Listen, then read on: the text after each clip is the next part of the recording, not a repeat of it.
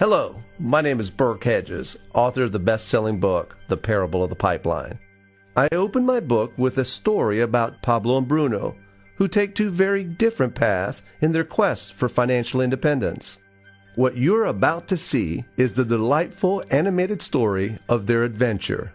So, sit back, relax, and enjoy the life-changing lessons in The Parable of the Pipeline.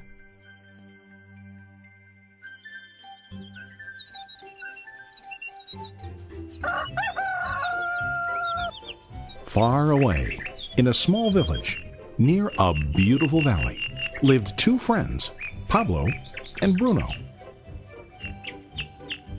They were both young and dreamed of a better life for themselves. They'd often discuss their dreams about how they would become the most successful men in the village.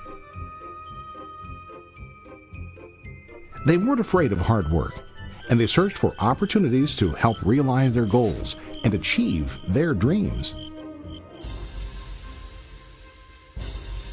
One day, an opportunity presented itself.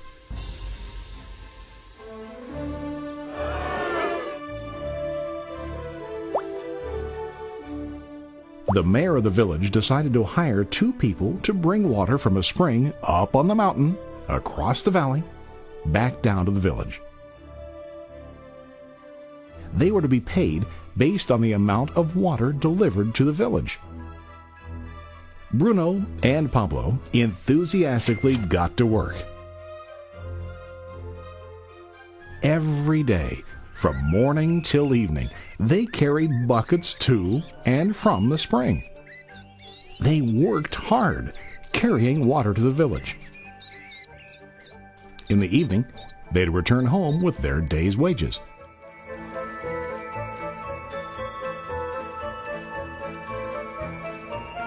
Bruno was satisfied with his work and the money he earned. He was sure that with this work he could achieve his dreams. Bruno thought that to increase his wages he could use bigger buckets to bring more water each trip.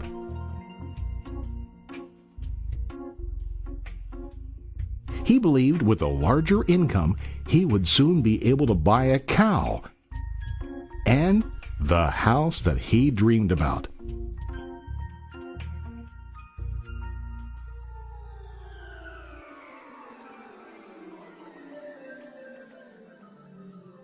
Now Pablo was not satisfied.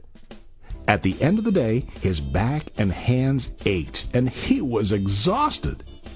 He was looking for an easier way to earn more. One day an idea occurred to Pablo.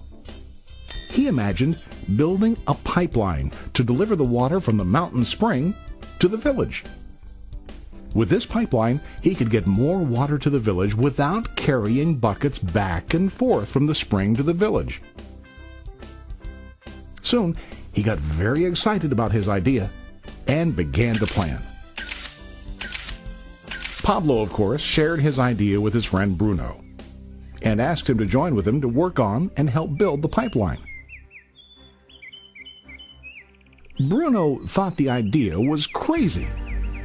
All Bruno could think about was what his money could buy today and how to get it quicker. He felt that building a pipeline would slow him down and delay him in achieving his goals. Instead, Bruno got bigger buckets and went more often back and forth, fetching water. He was sure that with this method, he could make more money. Pablo decided to build the pipeline on his own. He understood that it would not be easy to build, and it would take time to complete the pipeline. Pablo knew that it could take several years to finish, but he set his mind on his goal. Every day he worked and carried water like before. But on weekends and during his spare time, he worked hard to dig in the rocky soil and build his pipeline. In the first month, there was little to show for his work.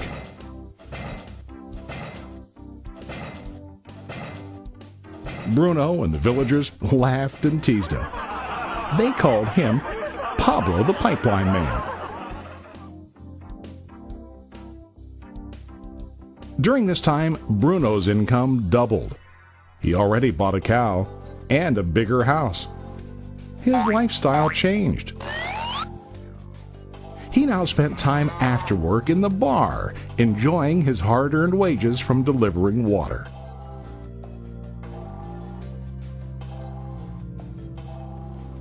What Bruno didn't realize was that his body was starting to stoop from carrying the heavy buckets every day.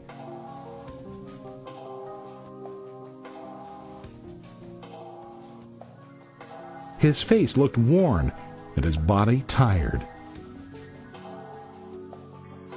Soon, he began to carry less and less water due to the wear and tear on his body.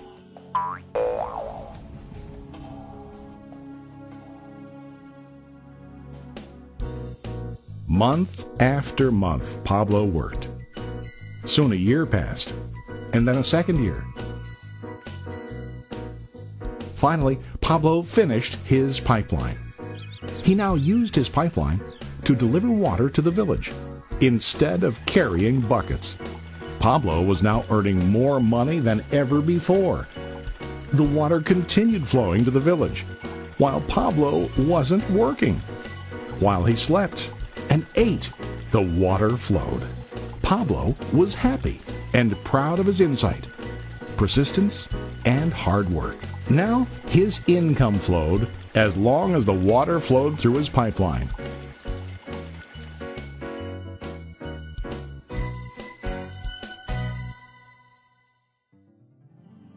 The story of Bruno and Pablo is a reflection of life. Their jobs symbolize what most people do to earn money.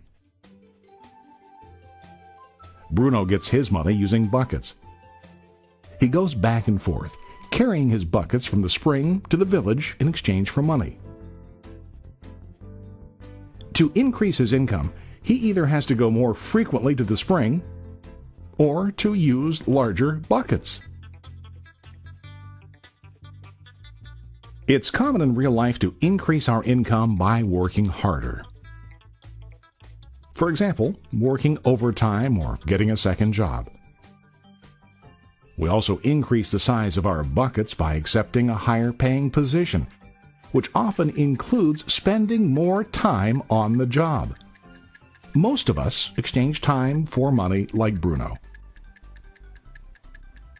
We know that every person has only 24 hours in the day and that it's not possible to use all our time to work.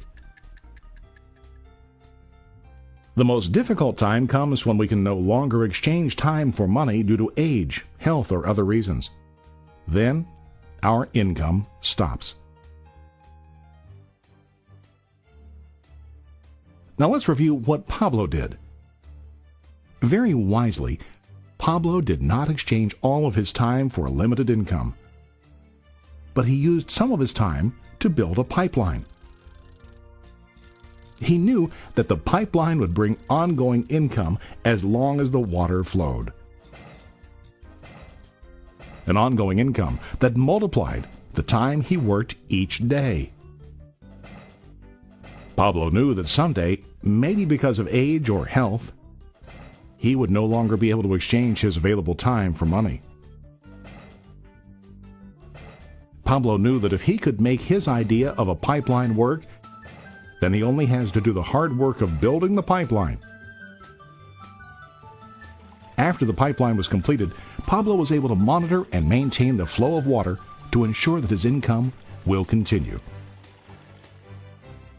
Pablo has shown us that to earn an income, we don't always have to directly exchange time for money.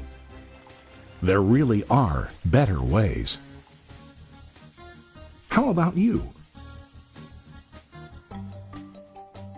Are you still like Bruno, who directly exchanges time for money? Or do you want to be like Pablo, building and maintaining a pipeline for ongoing income? If you are